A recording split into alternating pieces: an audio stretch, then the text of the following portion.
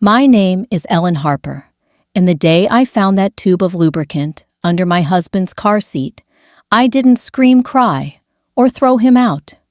I just sat there in the driveway with the engine ticking, thinking, if this is the day my marriage ends, it won't be, because I lost my dignity. I'm 62 years old, born and raised in Ohio. I've lived in the same house for 37 years, a white one-story with blue shutters, sun-bleached after too many summers.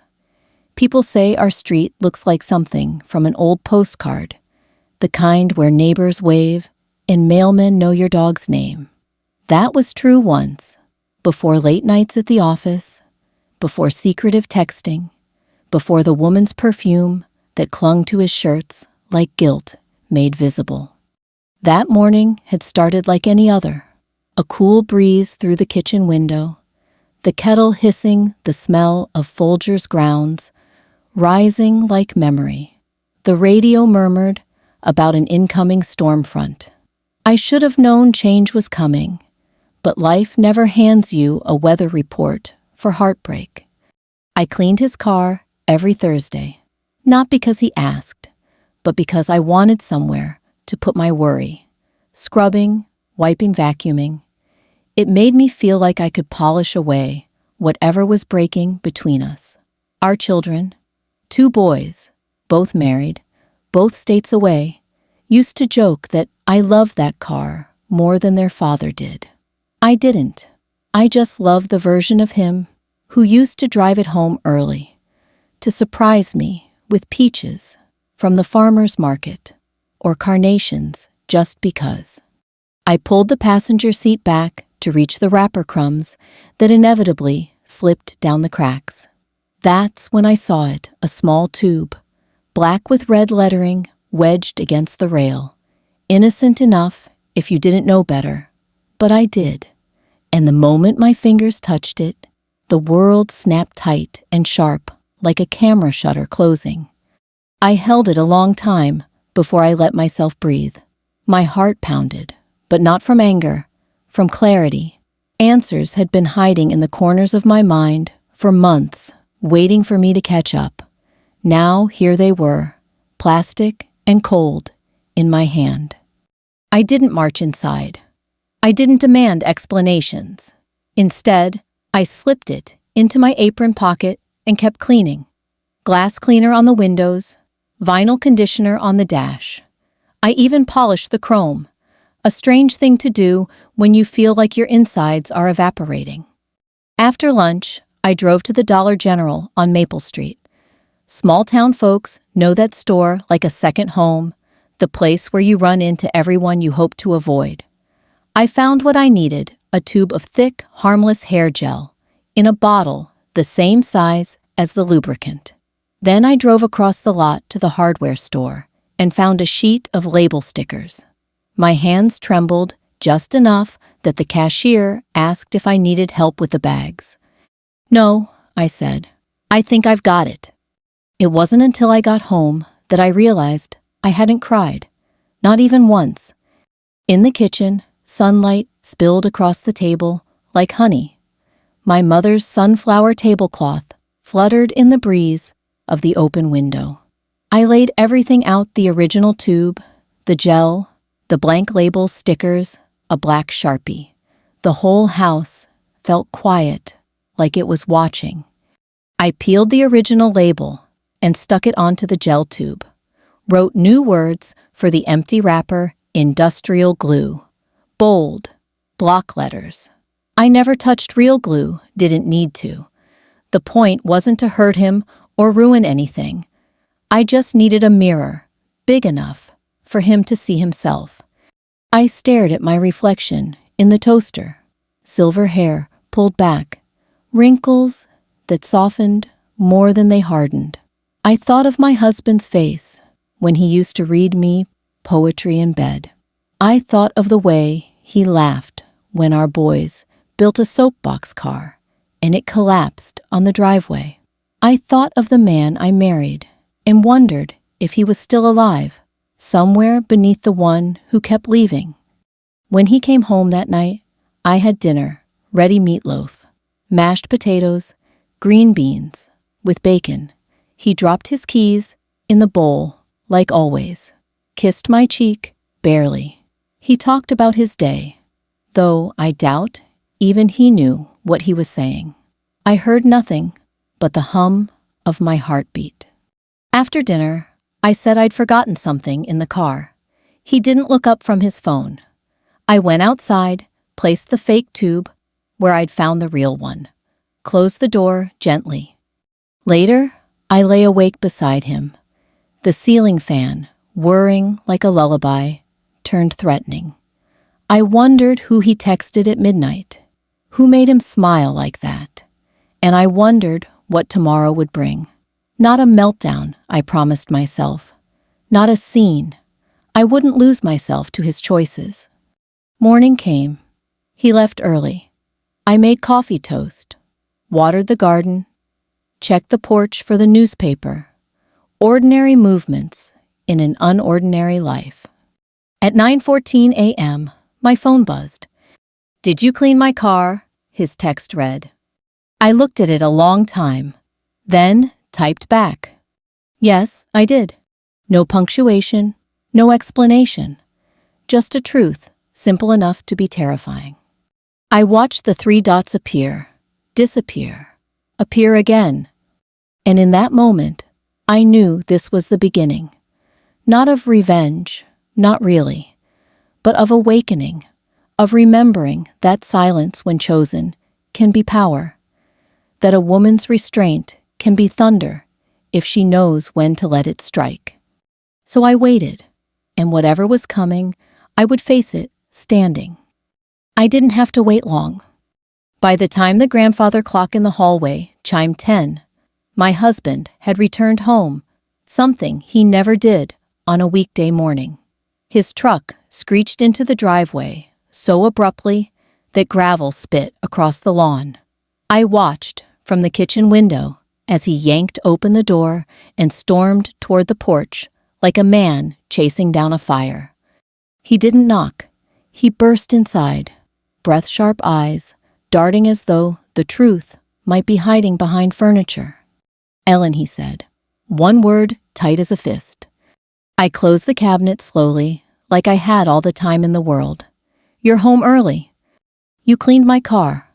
It wasn't a question. It was an accusation, dressed like a statement. I dried my hands on a dish towel, folded it neatly. I do every week. His jaw twitched. He hesitated, searching my face for answers I wouldn't give. For a moment, I thought he might collapse beneath the weight of everything he hadn't said yet. Instead, he marched back outside. I stood still until I heard the truck door slam again. When he drove off, I didn't chase after him or look out the window. I sat at the kitchen table with my coffee and watched the steam ghost into the air. The cup felt warm, solid, like an anchor. I thought of our life before, the potlucks with neighbors, Friday night TV on the recliner, the way he used to bring me daisies when he knew I'd had a rough week. I thought of the man who once cupped my face, like I was the last good thing in the world. Now I wasn't sure he even saw me. The phone stayed silent until that evening. He didn't come home at 6 or 7. At 8:30, the headlights finally swept across the living room wall. I stayed seated, knitting half a scarf I'd started months ago, the yarn looping through my fingers like muscle memory. He entered slower this time, his boots heavy on the hardwood. "We need to talk," he said. I nodded. "Okay." He dropped onto the recliner like a soldier surrendering his armor. "I need to know something, and I want you to be honest." He scrubbed his face with his palms. "Did you replace anything in my car? Did you switch out something in there?" I could almost feel the trap snapping shut, not around me, but around the version of him who believed I would fall apart. Instead, I tilted my head gently, like someone trying to solve a puzzle. I cleaned, vacuumed. You know I always check under the seats. His breathing went shallow. There's a tube in there. Something that wasn't the same. I don't know if you... I just need to know if you touched it. I let silence bloom between us, like a slow sunrise. Finally, I said I saw it. His throat bobbed. And I put it back. He stared, like he couldn't decide whether to be relieved or terrified. Did you read the label? I did. He swallowed. Hard. Ellen, what did you do? I stood, walked to the window, the street lamps glowing like watchful eyes. What did you do? He didn't answer. He didn't have to. Words don't always need sound to be heard. Some truths echo all on their own. After a long minute, he said, Look, I can explain. No, I replied. Not yet. I turned to face him. First, I want you to understand something. I haven't hurt you. I haven't destroyed anything. I haven't touched anything that would cause you harm. But I did allow you to feel, just for a moment, the fear of losing control, the fear of consequences. His eyes flicked up to mine. Fear, guilt, realization, all tangled like fishing wire. You didn't. No, I said softly. I didn't. He exhaled, like a balloon losing air, shoulders slumping. The relief on his face was almost painful to watch, because it meant he had believed, even if just for a second, that I was capable of being as reckless with him as he had been with me. He sank his head in his hands. I thought you were getting back at me. I was reminding you. I said that trust isn't a blank check. His voice wavered. I'm sorry. The words sounded foreign coming from him, like he'd never tried them on before. You don't even know what you're apologizing for, I replied, not unkindly, but without cushioning the truth. You're apologizing so the floor stops shaking beneath you. Not because you understand you're the one who made it shake. That landed. I watched it hit him like a stone dropped into still water. He whispered, I messed up. I nodded. Yes, you did. For a moment, neither of us moved. The refrigerator hummed. The clock ticked. Somewhere, outside, a dog barked. The world carried on like our marriage wasn't hanging by a thread. Finally, he lifted his head. What happens now? That depends, I said, on whether you want to repair or repeat. I walked past him to the hallway closet, pulled out the small folder. I'd begun building phone logs, receipts, appointment slips. Not to shame him or trap him, but to protect myself. I set it on the coffee table. I'm not here to fight, I told him. I'm here to choose myself. If you want to meet me there, then we talk. If not, then we'll handle it with grace, but we will handle it. He stared at the folder like it was a mirror. Maybe it was. I'll stay at Mike's tonight, he said quietly. Mike, his brother, a temporary refuge or a prelude to goodbye. As you wish. He stood, picked up his keys. At the door, he hesitated. Ellen, are you going to tell the kids? No, I said, but I won't lie for you either. He nodded, shoulders sagging. Then he left. The screen door clicked shut, and I breathed. Not easily, but freely. For the first time in years, the silence in our house felt like space instead of punishment. Like possibility instead of punishment. I poured myself tea, turned on the lamp by the couch, and opened the window. The storm in the forecast hadn't arrived yet, but the air smelled like rain. The next morning, the house felt too quiet. It's funny, when you live with someone for decades, you can hear their absence just as loudly as their presence. The coffee pot gurgled, the clock ticked, the birds outside kept chirping like always, but everything sounded off-key, like a familiar song played on the wrong instrument. I moved through my routine the way a person learns to walk again after being knocked down. Slowly, carefully, one breath, one dish, washed, one moment at a time. By noon, I found myself sitting on the porch swing, with a blanket over my lap, a stack of coupons on one side of me, unopened mail on the other. I must have looked like any other retiree on our street, just a woman passing the time. No one would guess I had a folder full of evidence and a heart full of questions. His truck pulled into the driveway around 12:30. He didn't drive up his usual way, confident, relaxed music playing low. This time, he crept in like a teenager, sneaking home past curfew. He sat in the cab for a long minute before getting out. I didn't move, not even when he approached the porch. "Can we talk?" he asked. I folded my hands in my lap. "We can start." He took a breath, but the words didn't come easy. I stayed with Mike. We talked. He told me to be honest. Mike always was the sensible one.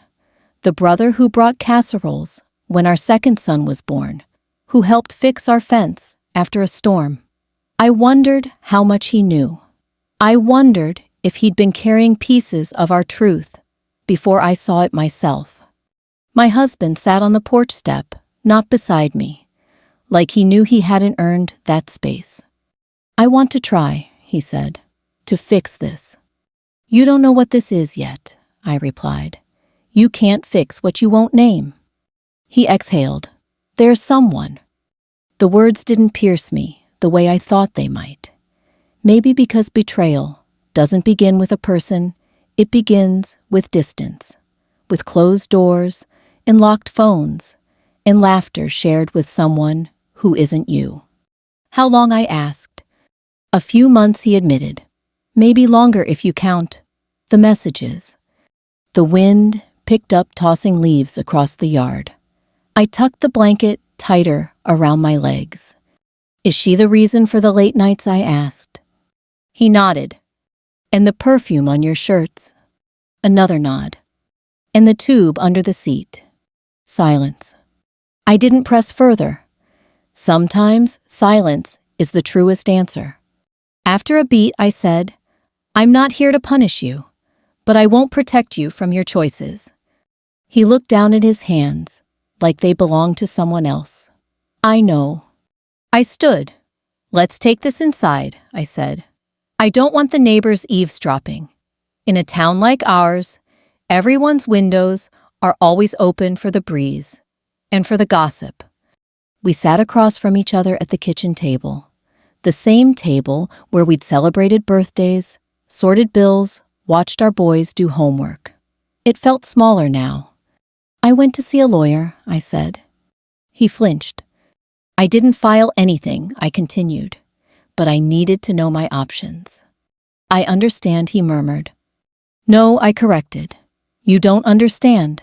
Not yet, but we can try if you're committed." His shoulders slumped. "I am." The kettle whistled on the stove, a high, insistent cry that felt almost too dramatic for the moment. I poured hot water into 2 mugs. Chamomile. Something gentle. We sat with our hands around the cups like anchors. "If we do this," I said, "it has to be with honesty. Full honesty. No half-truths to spare yourself. No lies disguised as kindness." His voice was small. "Okay. And if we decide not to do this," I continued, "then we end it with respect. No cruelty.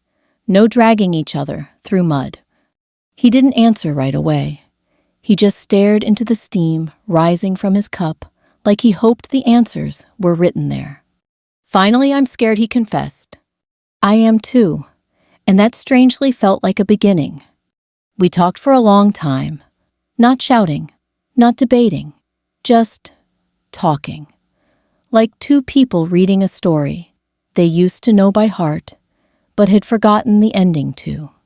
He told me about the loneliness that crept in after the kids left home, how he didn't know how to talk to me anymore, how he felt like we were roommates instead of partners. I told him about the nights I cried in the bathroom so the boys wouldn't hear, how I became so good at cleaning that I forgot how to ask for help. We were both human, both flawed, but one of us had broken the vows that made us family. Eventually, I opened the folder, spread the papers out, not to threaten, but to illuminate. "This isn't revenge," I said. "This is clarity. I need to know you understand the gravity of what you've done." He nodded, eyes wet. "I do, and I want to make this right." I didn't say yes. I didn't say no. Trust is not a switch. It's a dimmer that moves slowly. Instead, I said, "Then you start by calling her, in front of me, and ending it." He stared at me like the ground had vanished beneath his feet. Right now. His hand shook as he pulled out his phone. He dialed. I couldn't hear the words on the other end, but I could hear his. "It's over," he said. "Please don't call again." He hung up, placed the phone on the table, pushed it toward me. I didn't pick it up. Next, I said we go to counseling, together and separately, and you show up, because showing up is how you tell the truth without speaking. He nodded. "And if you run again," I added, "I won't chase.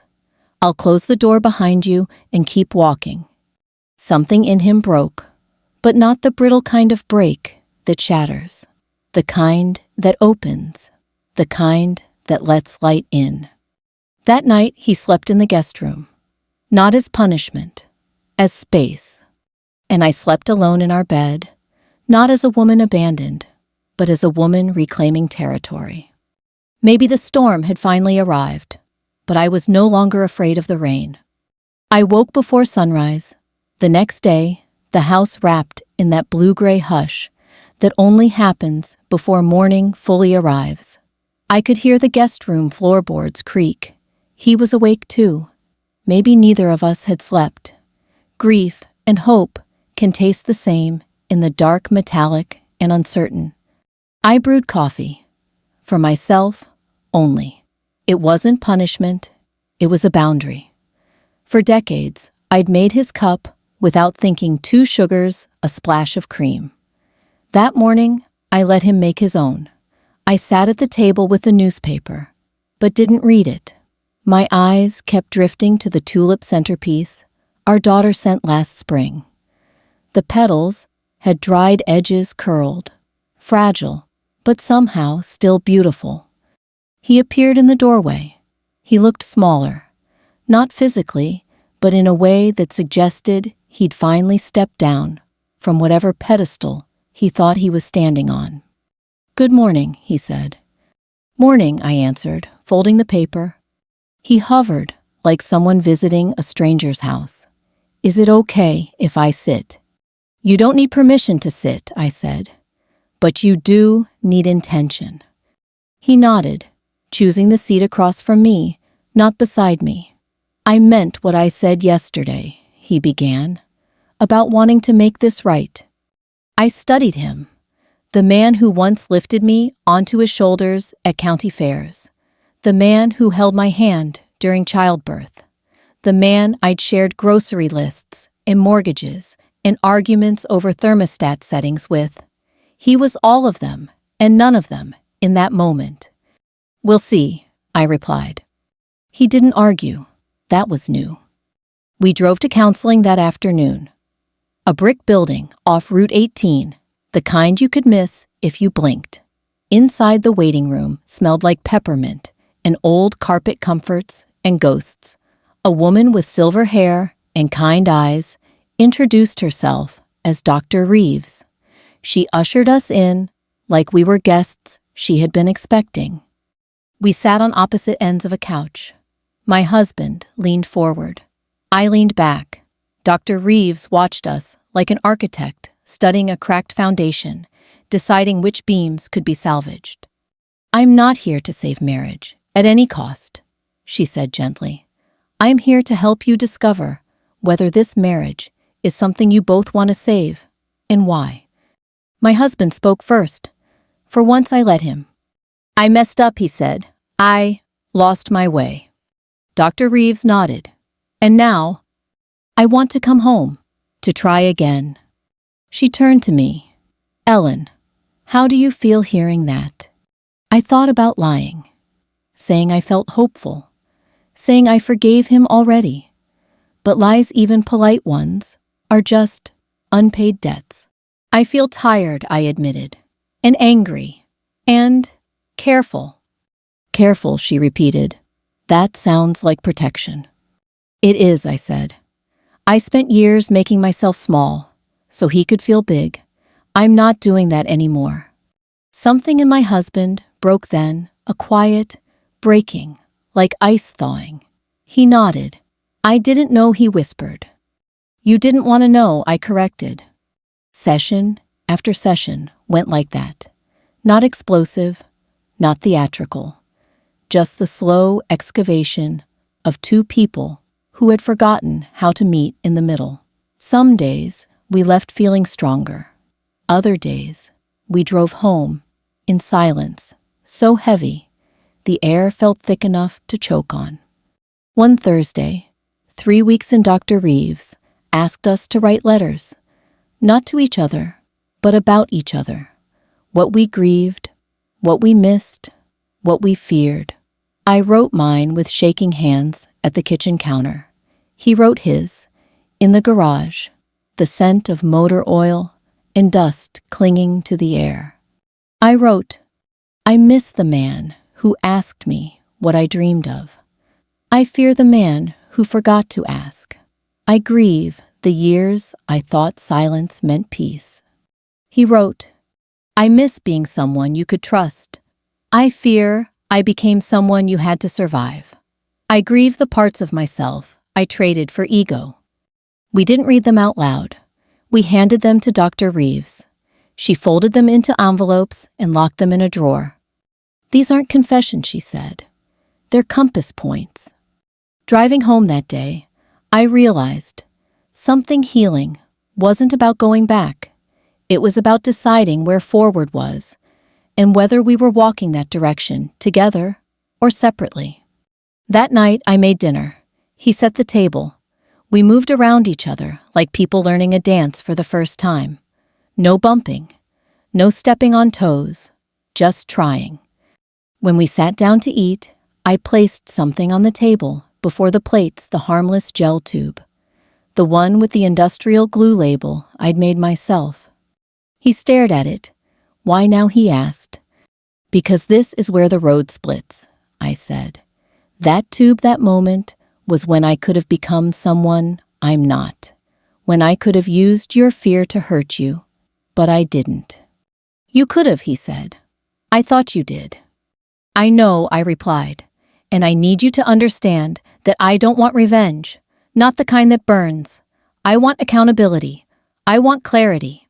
I want partnership, or I want peace, but I will not accept pain as a roommate anymore.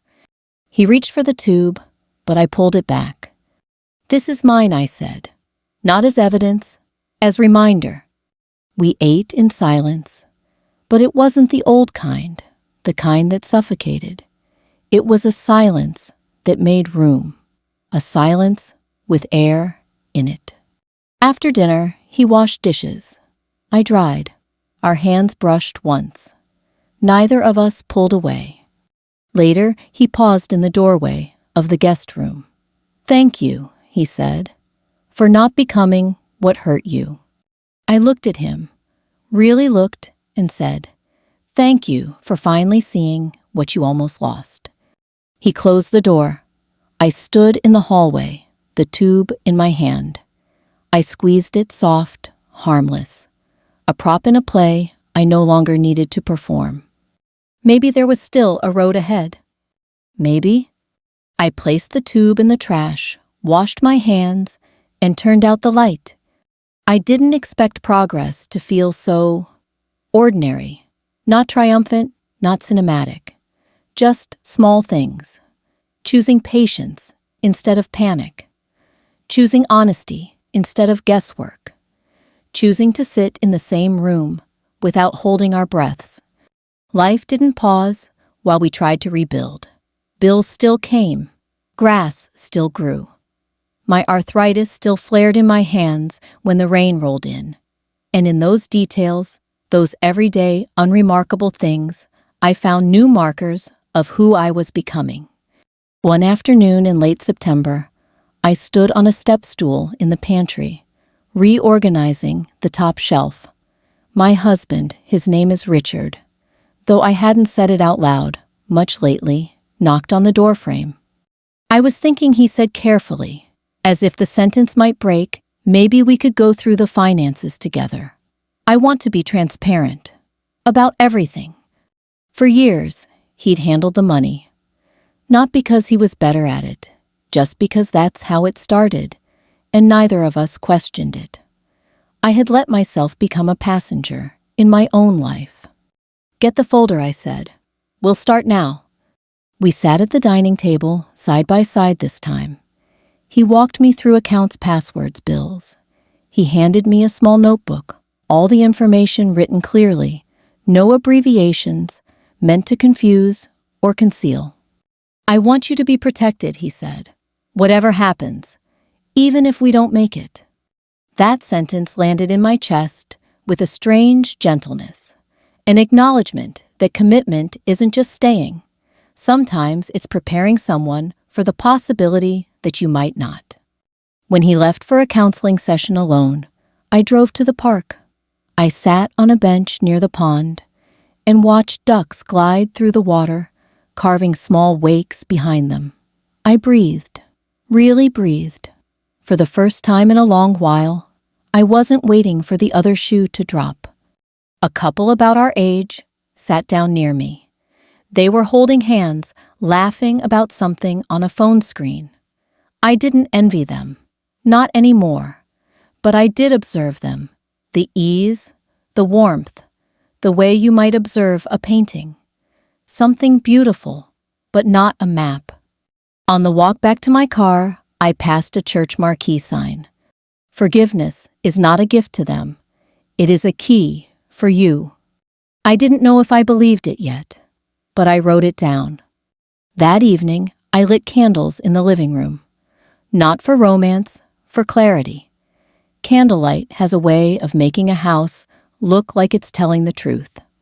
Richard came home from his session, his eyes redrimmed. He wasn't embarrassed. He sat beside me on the couch. I told Dr. Reeves everything today, he said quietly. The parts I haven't said yet. The parts I was ashamed of. Good, I replied. He took a deep breath. I don't expect you to forgive me today, or ever. I just want to live like someone worthy of forgiveness.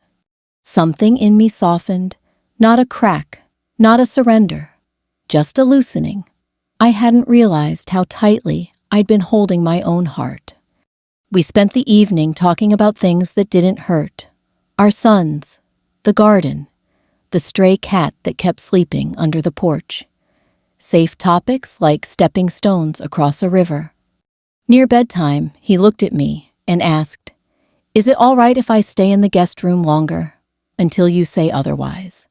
It was the first time in months he asked for space without assuming his place. Yes, I said, that would be best. After he went to bed, I found myself standing in the doorway of our bedroom. The moonlight spilled across the comforter like silver paint. I thought of all the nights I'd slept there, feeling lonely next to someone, and all the nights I might sleep there, now feeling whole, even if alone.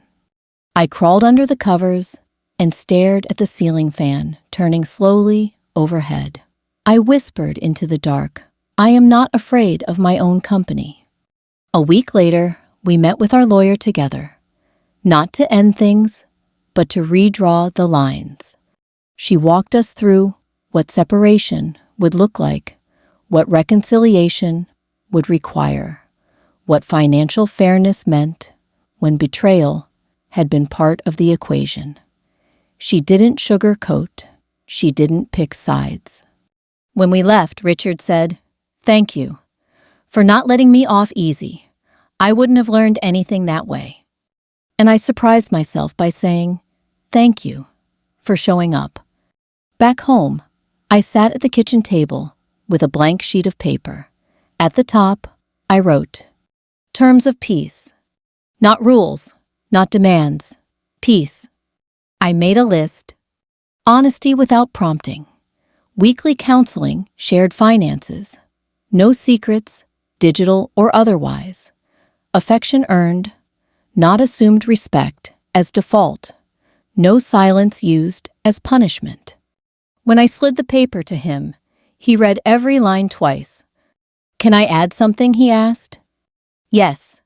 He wrote, "Your dreams matter too." My throat tightened.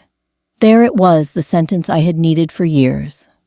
That night, as I climbed into bed, I saw his reflection in the hallway mirror. He stood there, waiting, not entering, not assuming. Waiting like a man who finally understood the value of an invitation. "I'm proud of you," I said, "for trying."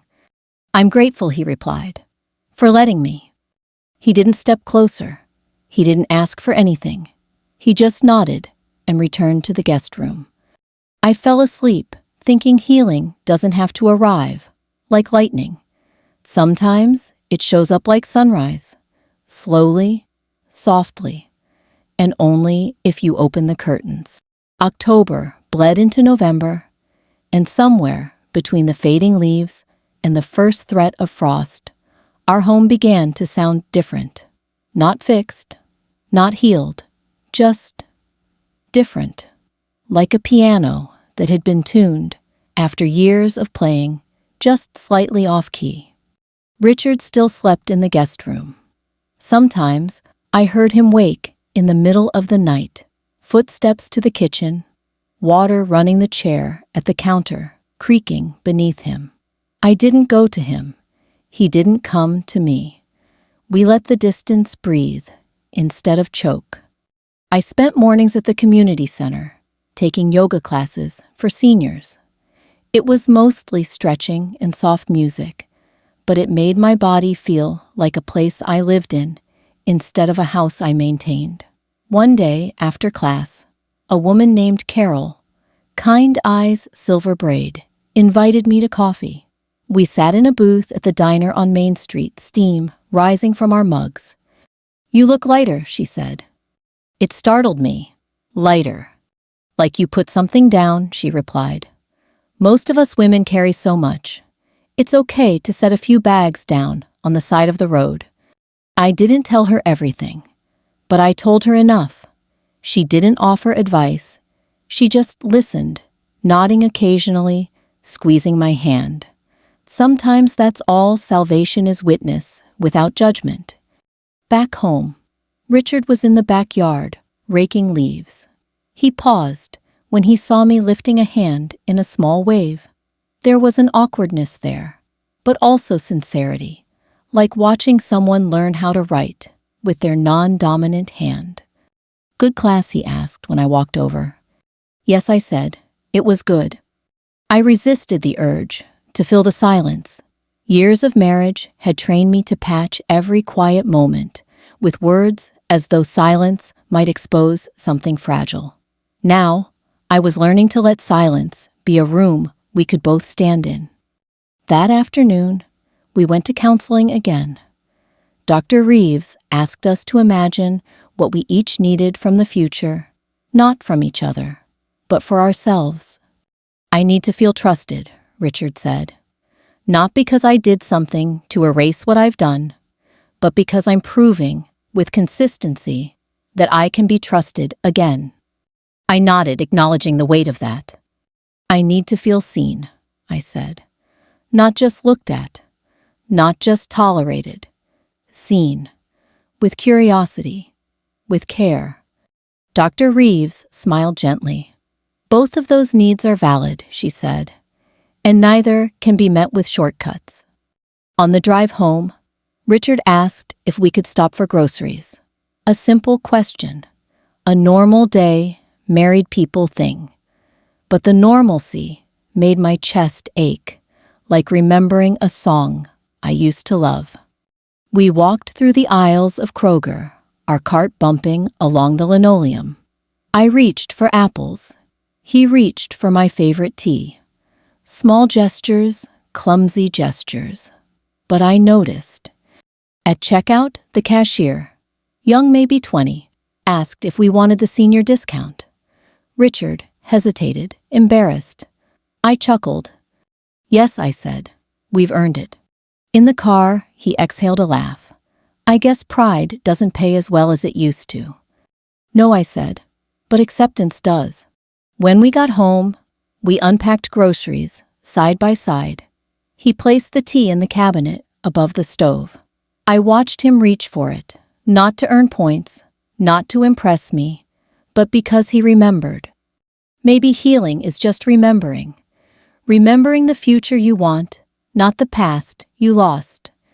A few nights later, our older son David called. He said he and his wife were thinking about visiting for Thanksgiving.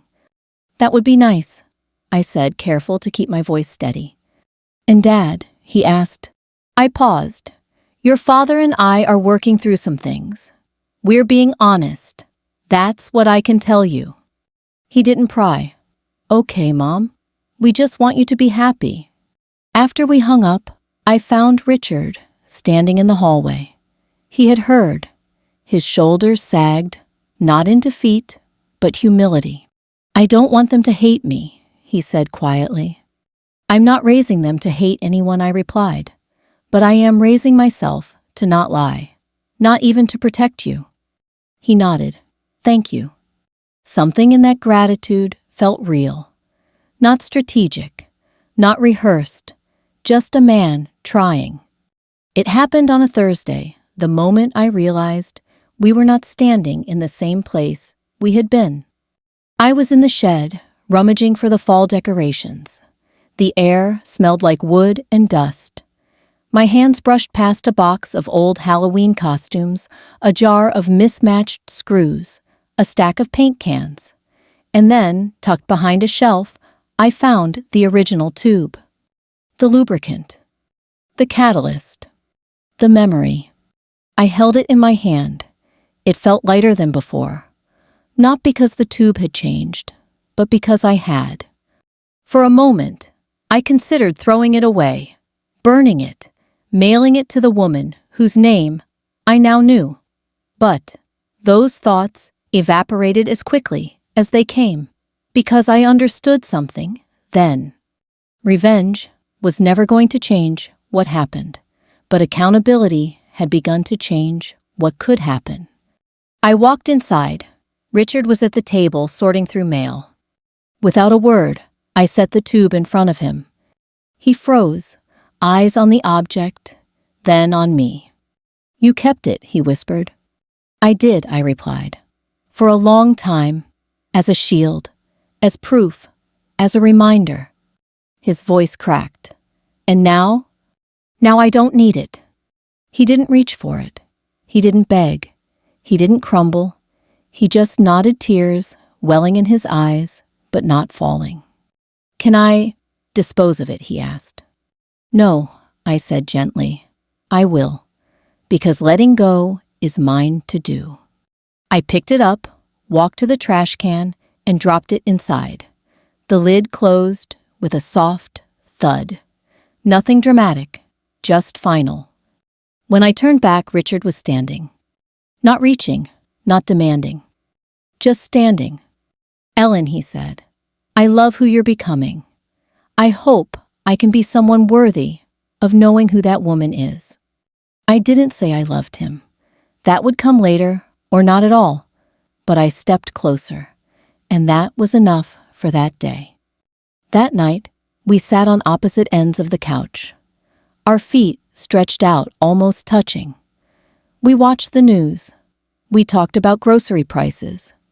We laughed just once at a silly commercial. And the world did not shatter. It held. Fragile, yes, but it held. Thanksgiving arrived with the smell of cinnamon and roasting turkey. And for the first time in years, I didn't have to pretend to be happy in my own home. I didn't have to compensate for silence or fill empty spaces with forced smiles. I set the table slowly, arranging the plates like puzzle pieces, fitting into a life that was still being assembled. The boys came home, David with his wife, and Michael with his new baby girl. They hugged me tighter than usual. I wondered if they sensed the shift, the way a storm leaves the air clearer after it breaks. Richard stood beside me in the foyer as they entered, hands tucked in his pockets, like a man waiting his turn. When the boys hugged him, I watched their eyes flicker to me, searching for context. I just nodded. It was enough. Dinner was peaceful. Not perfect peace and perfection are not twins, but it was honest. The conversations zigzagged between football retirement plans, baby milestones, and recipes gone wrong. I laughed. A genuine laugh, the kind that shakes something loose inside. At one point, as we passed the mashed potatoes, Michael said, "It's good to be home." And I felt it not as pressure, not as performance, but as truth. It was good to be home, even if home didn't look like it used to, even if the shape of our family had changed. After dessert, Richard quietly gathered the dishes, all of them, and insisted I sit. He loaded the dishwasher like he was learning a new language. I watched him from the couch, the soft lamplight, turning the room golden. He looked over at me, once eyes, asking a question without words. I didn't answer, not with words, but I held his gaze, and I didn't look away. Weeks passed. Winter crept in like a blanket laid gently over the town. Snow dusted the driveway. The fireplace crackled again. I knitted scarves for the grandbaby. Richard replaced the broken porch light. We took turns choosing the music at dinner, sometimes Motown, sometimes Patsy Cline. Progress wasn't a straight line. Some days, resentment woke up before I did. Some nights, he went to bed early, the weight of his mistakes like stones in his pockets. But we walked through it, not holding hands yet, but sometimes walking close enough that we could feel the warmth. One night in January, I stood in our bedroom doorway again. Richard leaned against the hallway wall, hands in his pockets. "Ellen," he said, voice steady but soft, "if you ever want me back in that room, I will come. And if you never do, I will spend every day earning whatever place you do allow me in your life." The snow fell outside, silent and patient. "Not tonight," I replied, "but maybe someday." He nodded, and then gently he said, "Thank you for not burning the house down, just to prove it was made of wood." I smiled a small smile, but real. "Thank you for learning how to build again." He returned to the guest room, and I climbed into bed, alone, not lonely, not angry, just present. Spring came, as spring does, with thawed earth and tender shoots, and the first brave flowers breaking through soil that used to be frozen. I planted tulips, yellow ones this time, a declaration of hope without promises. One morning I made 2 cups of coffee. I didn't think about it.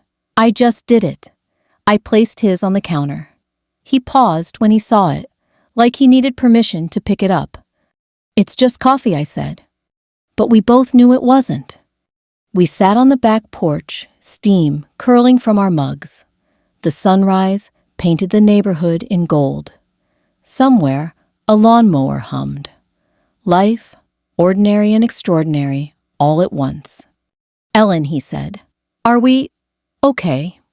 I thought of the tube in the trash, the counseling sessions, the letters locked in Dr. Reeves's desk.